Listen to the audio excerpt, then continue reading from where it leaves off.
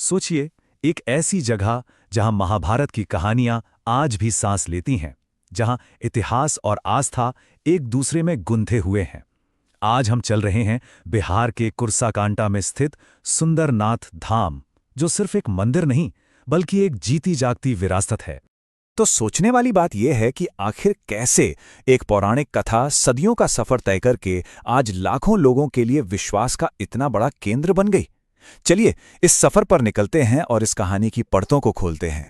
सबसे पहले इस मंदिर की जड़ों तक चलते हैं, जो हमें सीधे द्वापर युग और महाभारत की महागाथा से जोड़ती हैं। ये सिर्फ ईंट पत्थर की कहानी नहीं, बल्कि ये तो वक्त में एक सफर है।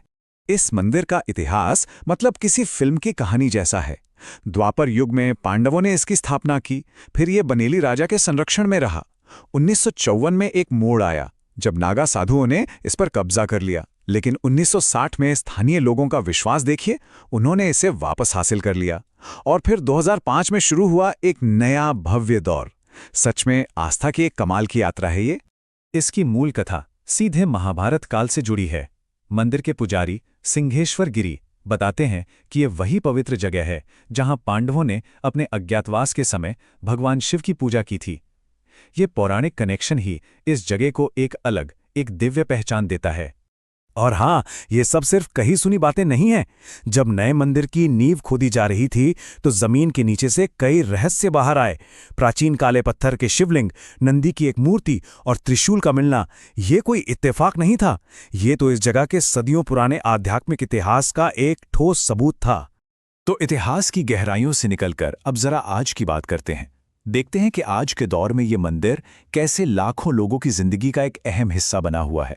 आज सुंदरनाथ धाम सिर्फ एक पूजा स्थल नहीं है, ये सांस्कृतिक एकता का एक बहुत बड़ा सिंबल है। यहाँ हर वर्ग, हर समुदाय के लोग एक साथ आते हैं, प्रार्थना करते हैं, और यही इस जगह की असली खूबसूरती है। यहाँ के माहौल में ही एक अलग आध्यात्मिकता है। रोजाना की पूजा पाठ से लेकर शिवरात्रि और सावन के बड़े त्योहारों तक यहाँ हमेशा आस्था का मेला लगा रहता है। ये वही जगह है जहां सैकड़ों जोड़े अपनी नई जिंदगी की शुरुआत करते हैं और जहां बच्चों के मुंडन और उपनयन जैसे संस्कार होते हैं। मतलब जिंदगी का हर बड़ा पल यहां भगवान के आशीर्वाद के साथ मनाया जाता है। इस मंदिर की ख्याति अब किसी सीमा में बंधी नहीं है। बिहार के कोसी और सीमांचल से तो लोग आते ही हैं, साथ ही पड़ोसी देश नेपाल से भी हजारों श्रद्धालु हर साल यहां खींचे चले आते हैं। ये चीज इसे एक महत्वपूर्ण अंतर्राष्ट्रीय तीर्थस्थल बनाती है। चलिए अब भविष्य की ओर देखते हैं। इस ऐतिहासिक जगह को एक नया और भी शानदार रूप देने के लिए एक बहुत बड़ा प्लान तैयार किया गया है, जो इसकी दिव्यता को और भी बढ़ा देगा। इस बड़े बदलाव को हकीकत में बदलने के लिए राज्य सरकार ने 14.11 करोड़ रुपए दिए हैं। इतनी बड़ी रकम। तो सवाल यह है कि इस पैसे से मंदिर का कायाकल्प होगा कैसे। ये जो विकास का प्लान है, ये काफी बड़ा है। दूर दूर से आने वाले श्रद्धालुओं के लिए एक 3 मंजिला धर्मशाला बनेगी। स्थानीय लोगों को रोजगार मिले, इसके लिए 10 नई दुकानें बनेंगी। सुरक्षा के लिए एक मजबूत चारदीवारी का भी निर्माण होगा।